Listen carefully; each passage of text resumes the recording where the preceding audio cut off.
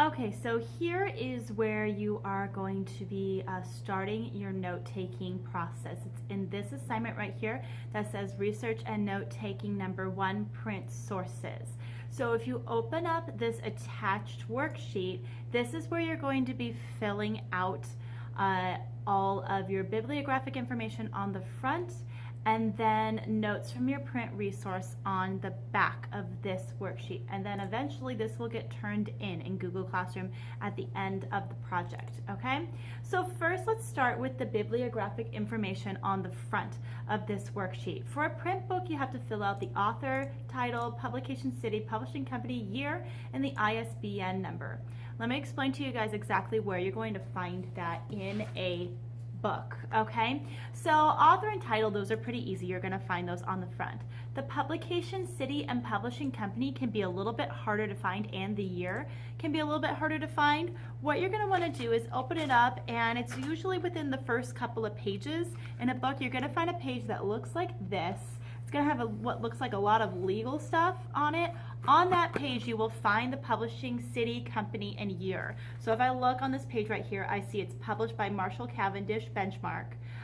Its copyright is 2011. That's how you know what year.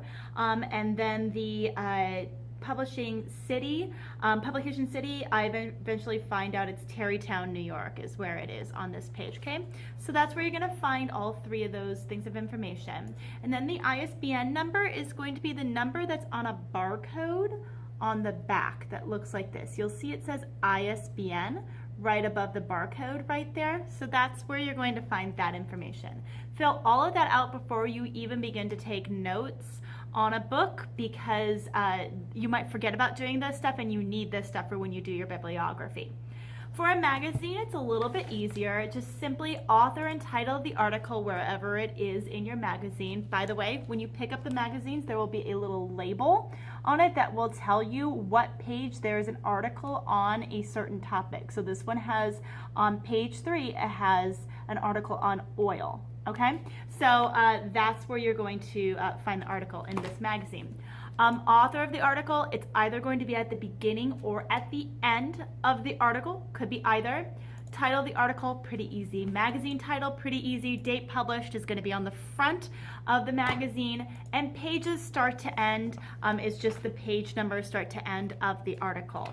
Sometimes magazines don't necessarily number every single page, so just try to figure it out. You just flip backwards or flip forwards and find the first page that you can find that's numbered. Okay, so that's how you get down the bibliographic information for a print book or for a magazine. Now on the back is where you're going to be taking notes. For anybody who is in Avid, you will recognize this immediately because it is Cornell Notes, but we're all going to be learning how to do Cornell Notes in this assignment because it is a really good way of note taking for any student, not just Avid students. So what you need to do is start at the very beginning with subtopic / essential question. So this is just you thinking about your subtopic and a question you can answer from your subtopic. And then all of your notes that you fill in over here on facts information answer that essential question up at the top. So for example, if I scroll back up and I look at the topics page here again, remember how we all got assigned a subtopic right here. So let's say I'm in the extreme oil group, and my subtopic is transporting oil, pipelines and ships, Keystone XL pipeline. That's going to be my subtopic. How exactly do I take that subtopic and then phrase it as an essential question? Well, I might say something like, how do we transport oil through pipelines and ships? And another essential questions of mine might be, because you might have two, and it is what is the Keystone XL pipeline and why is it important? Okay, so something like that might be a really good essential question. And then all my facts and information are going to be answering that question. As I am putting in my facts and information, and remember from a print resource, you must have at least 5 facts information from a print resource. It can be a combination of books and magazines. It can be 2 books, it can be 2 magazines, whatever kind of combination you want to do.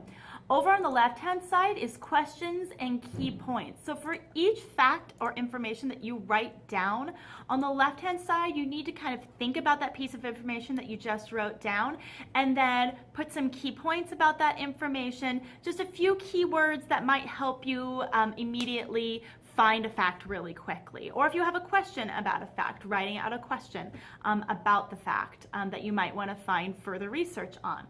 Finally, at the very end is a summary of your notes in your own words. So what you're going to do is you're going to take all the facts that you've written down up here and you're going to summarize it in your own words. This is a really great thing to do because eventually what you're going to be doing is taking these facts and information and making it into a script of your own words. So down here is kind of like getting a little bit of a start on the script. You could eventually, when you are working on your subtopic slides in your script, copy and paste exactly what you write in here if you want to.